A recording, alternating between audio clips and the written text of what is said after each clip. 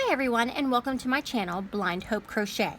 Today I will be teaching you how to make a chain, and like my other videos, this one's going to be a bit longer than some of the others you might find on the web because it is geared towards those that are visually impaired or blind.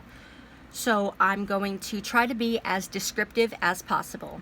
For this video, I just have some Red Heart worsted weight yarn and my favorite size H 5mm crochet hook to show you.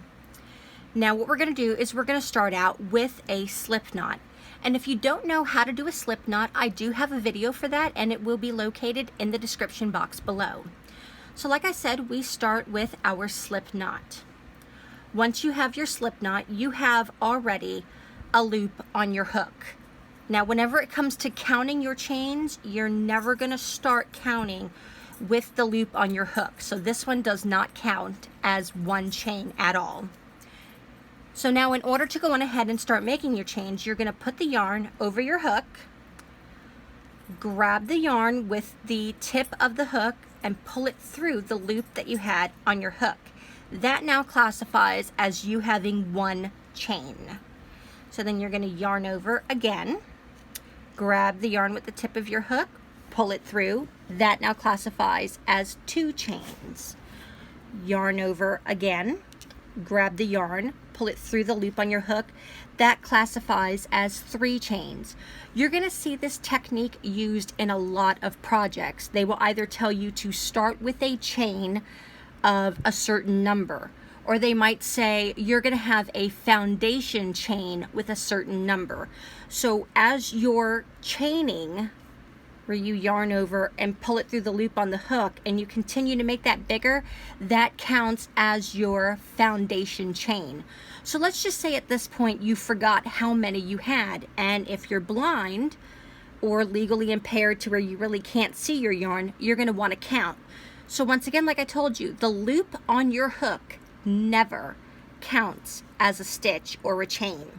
So you're going to start with the first one underneath it, and you can feel the nice little loop where you've made the chain. So that's one, the one underneath it is two, the one underneath it is three, and the one underneath that is four, and underneath that there's no more because you can feel the knot that you made for your slip knot. So here we have a total of four chains.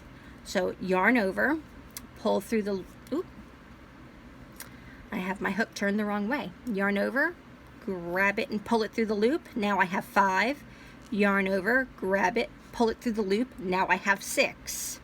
So once again, if I forgot, I could feel, never counting the loop on my hook, but the one under it is one, the one under that is two, the one under that is three, then four, five, finally six, and then there's my slip knot.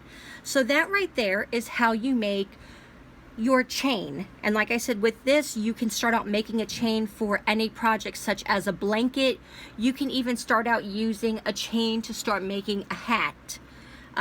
You start out making the granny square with a chain in the middle, and that's how you make your loop at the beginning. So the chain comes in handy for a lot of things. It's a very simple stitch, but it's very good to know. So like I said, if you're having a problem with this, feel free to play the video as many times as you need to. If you need help with that slip knot, the description link, or the link will be in the description box down below, so you can practice that as well. And I hope this was informative enough for you all to be able to learn how to chain. So be blessed, be safe, be healthy, and be crafty. Thank you. Bye-bye.